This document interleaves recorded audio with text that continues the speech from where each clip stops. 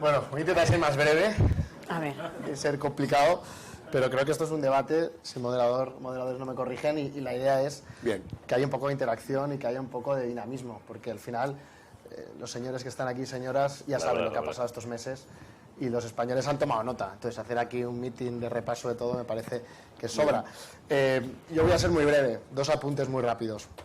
Nosotros hicimos autocrítica. De hecho, fuimos el único partido que después de una campaña en la que yo estaba en la dirección de campaña, cuando acabó la campaña hicimos una rueda de prensa que no se había hecho nunca en este país, y no porque nosotros seamos los mejores del mundo, sino porque dijimos, joder, si nos hemos equivocado en cosas, ¿por qué no hacemos autocrítica y lo contamos a la gente y reconocemos los errores?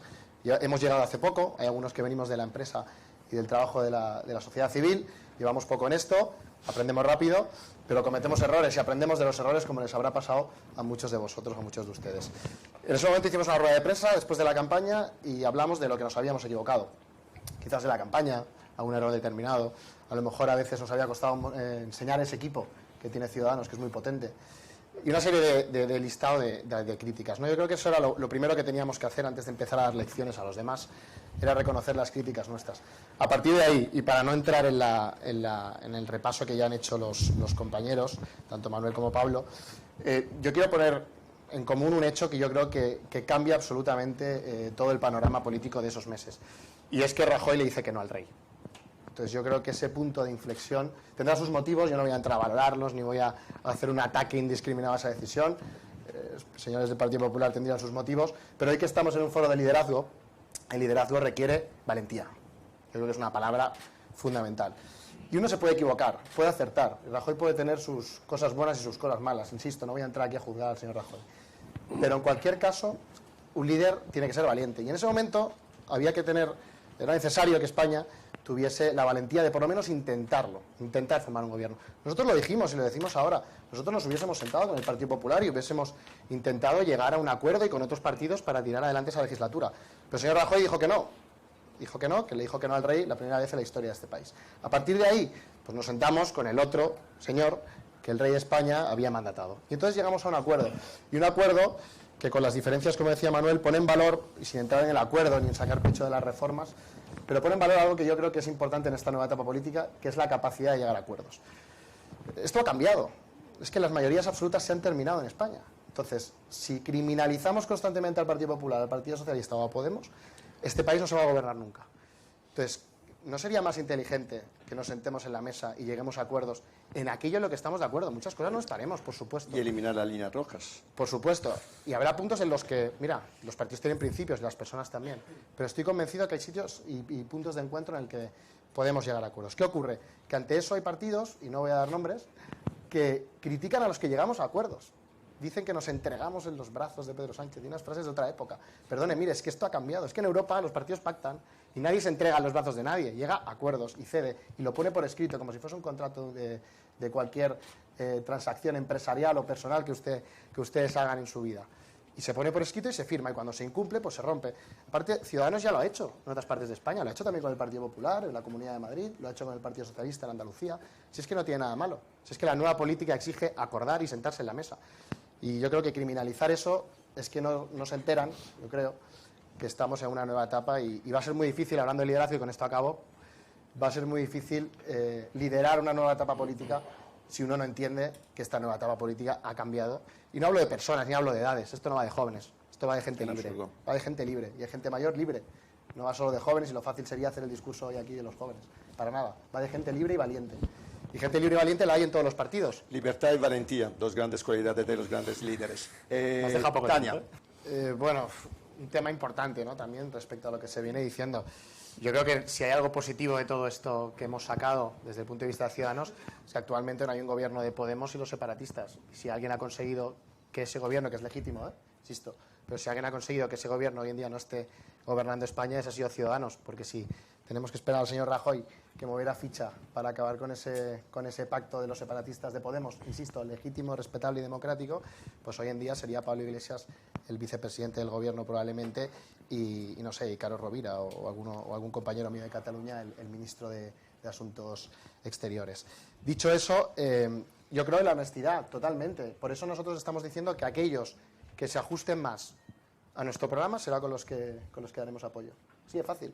Y lo hemos intentado, de hecho, lo hemos hecho con el Partido Socialista con un acuerdo, no lo hicimos con el Partido Popular porque no quisieron, pero estamos dispuestos a hacerlo con los partidos constitucionalistas de este país, con los que, a pesar de tener diferencias, porque si no, yo no estaría aquí hoy, sería miembro del Partido Popular o del Partido Socialista y soy miembro de Ciudadanos, tenemos que buscar los puntos en común y nosotros tenemos muchas diferencias, pero estamos de acuerdo en la Constitución, en el respeto a la Constitución, en la unión de este país, respetar la igualdad en Europa, en el pacto antiterrorista, porque estos tres partidos que están sentados aquí están en el pacto antiterrorista. Y por tanto, hay puntos que nos unen y que podemos poner en común. Eso es lo que nosotros pretendemos hacer a partir de ese 26J. Y acabo con un tema, pero un tema fundamental, regeneración. Nosotros no hemos venido a la política para mantener un sistema de corrupción institucionalizada que hay en muchos partidos. Por tanto, los que se ajusten a nuestro programa, y en nuestro programa hay una palabra fundamental que es la regeneración y la lucha contra la corrupción.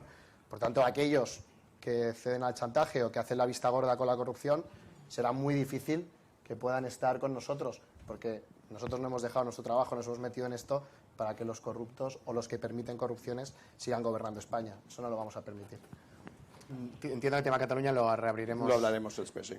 Luego, y entraremos también en las soluciones, que bien conozco como catalán.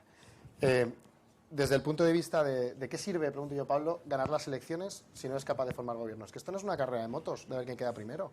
Es que gana las elecciones el que forma un gobierno, es una democracia parlamentaria. Entonces, ¿de qué sirve ganar las elecciones? Y con todo el respeto, como no puede ser de otra manera, a los votantes que escogen al Partido Popular, si el señor Rajoy es el único líder político y el único partido que no se ha sentado con nadie a hablar.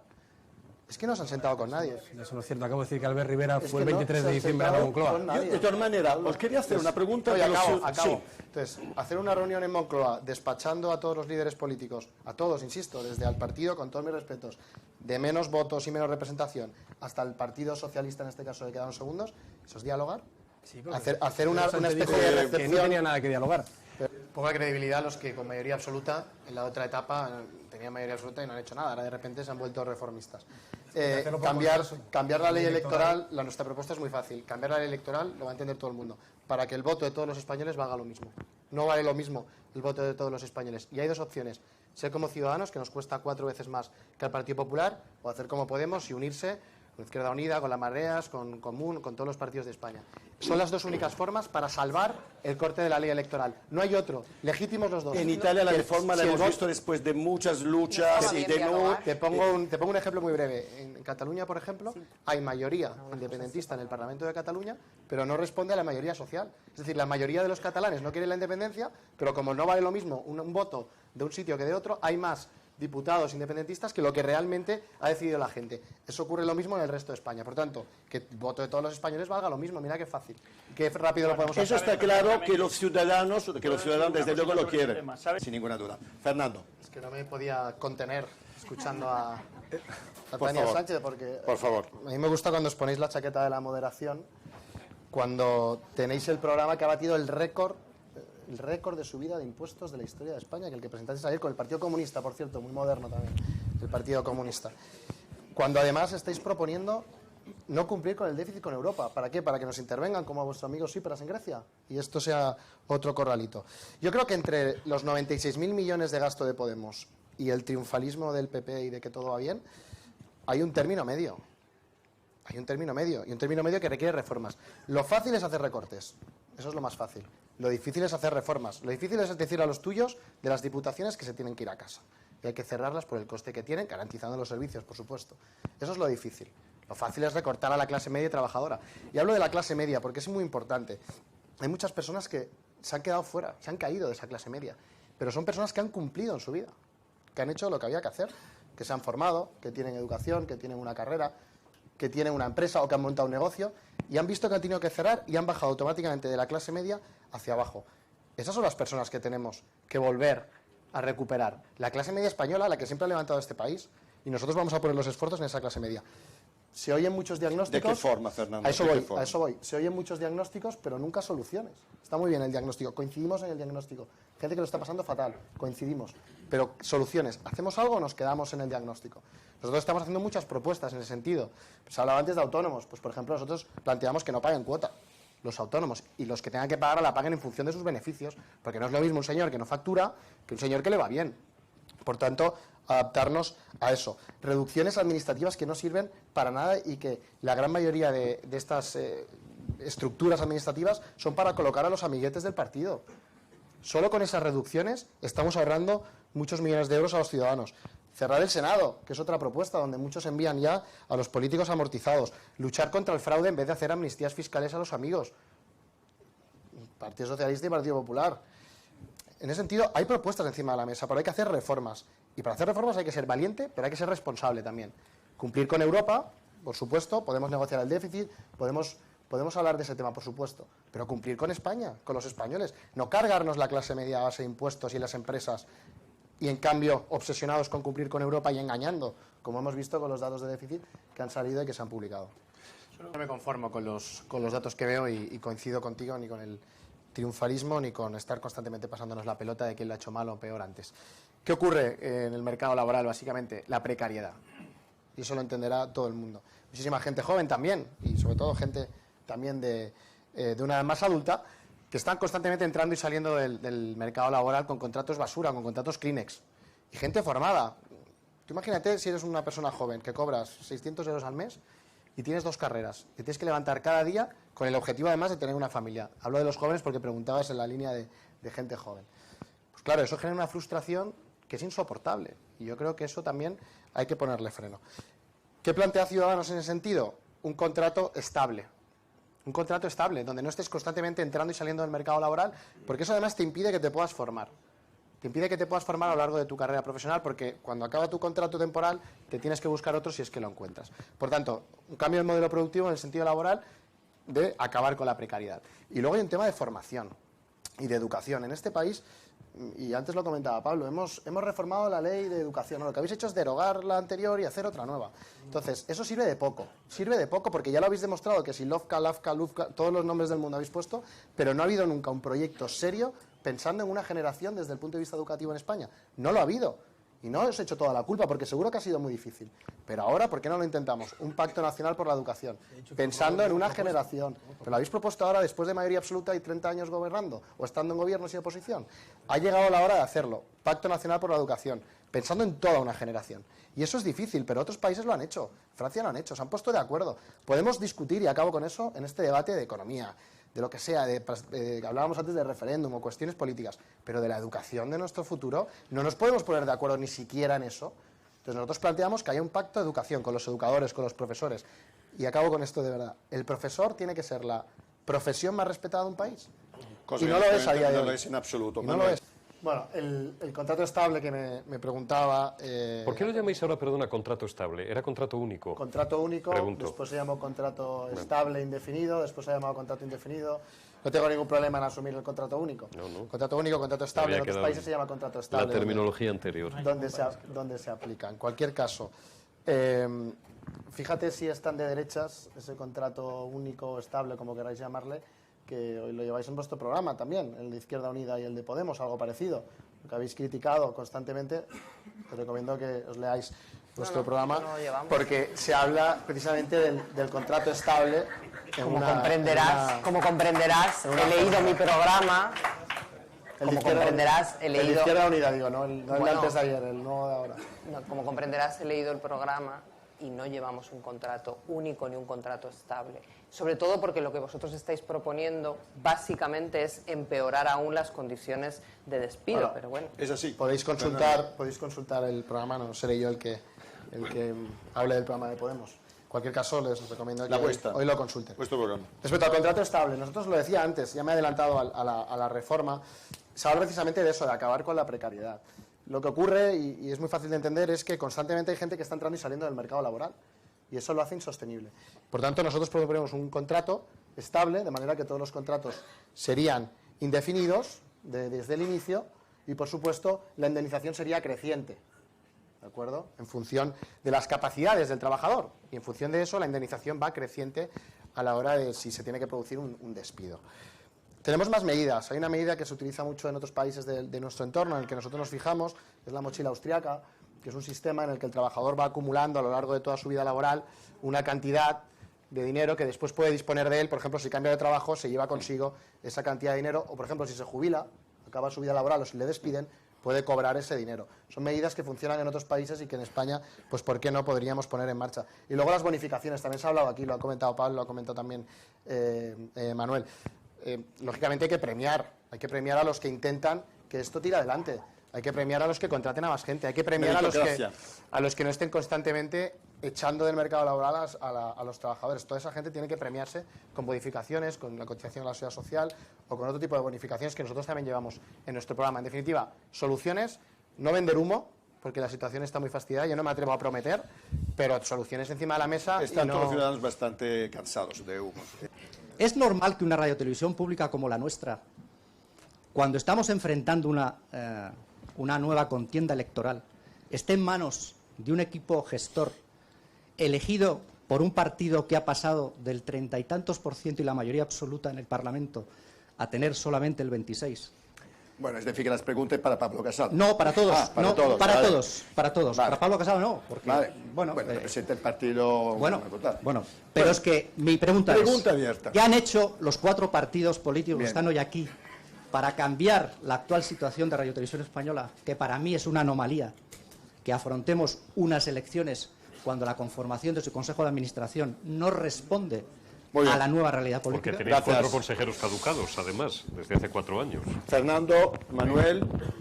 Es una pregunta a mitin. Intentar... Os pediría ser lo más...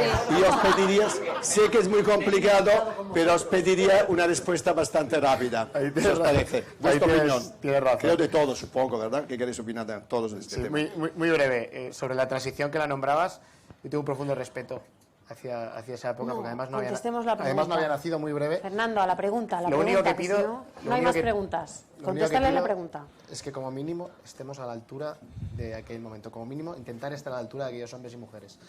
Solo eso. Después, yo creo que esa pregunta se la tienen que hacer a los señores que han gobernado y ponen a dedo a los directores de Televisión Española y a los consejeros delegados de la compañía. Mi apuesta, que los medios de comunicación, se lo dice un periodista, sean libres. Por supuesto, los públicos. ¿Sabe por qué? Por una sencilla razón, los pagamos todos. Simplemente por eso. Y la segunda, que sean rentables. Porque también en Cataluña, donde yo vivo, hay auténticas barbaridades presupuestarias y también de pluralidad. Por tanto, libertad y rentabilidad. Yo lo que le puedo decir es que nosotros de sillas no vamos a hablar.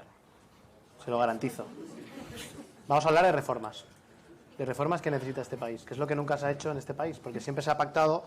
De hecho, el Partido Popular pactaba con los nacionalistas de los Pujol, los de Convergencia, sobre nos repartimos aquí el gobierno y entonces nos apoyáis. Se acabaron las sillas. Hablemos de reformas, las nuestras las conocen. Se han dicho algunas aquí, porque algunas han llegado a acuerdos. Educación, fundamental. Regeneración política, fundamental. Empleo, creación de empleo. Derechos sociales, fundamental. La unión y la igualdad de todos los españoles, fundamental. Otros temas que se han dicho que seguro que podemos hablar. Pero para eso es necesaria voluntad política de sentarnos y dialogar y llegar a acuerdos. Ciudadanos lo ha demostrado y estamos deseando acordar y deseando dialogar con todas las fuerzas políticas, pero, insisto, para cambiar este país, no para que siga igual. Ahí no nos van a encontrar. Manuel. Sí, muy breve. Hay una parte, yo creo, importante de cara a los jóvenes, que es la formación y el asesoramiento a la hora de iniciar una carrera. Muchas veces nos vemos en una situación en que los jóvenes estudian sin tener en cuenta el mercado laboral y las oportunidades de trabajo que van a tener. Lógicamente cada uno es libre de estudiar lo que quiera, por supuesto, pero ese asesoramiento y en la formación puede hacer que se vayan enfocando muchas formaciones al mercado laboral real que hay fuera. Donde hay oportunidades. Y donde hay verdaderas oportunidades. Y en materia de investigación, nosotros hemos desarrollado un proyecto que tenemos en nuestro programa, que es la Red Cervera, que lo que hace es conectar a los centros de investigación con las universidades de una forma estrecha para poder incentivar la inversión en investigación. El eslogan fácil de todos los políticos es decir que se va a aumentar más el presupuesto en investigación. Nosotros tenemos propuestas concretas, como esas dos que le decía, y en nuestro programa muchas más, porque nos lo tomamos en serio la investigación y nuestro equipo económico ha trabajado mucho en esa idea con investigadores muy reconocidos, españoles y internacionales. Yo os pediría, para acabar esta tarde, que para mí ha sido maravillosa, realmente compartir con vosotros esta idea y que realmente nos llenemos de grandes hombres y mujeres para hacer grande este país, que ya lo es, pero tiene que ser todavía mucho más grande. Gracias. Gracias. Muchas gracias.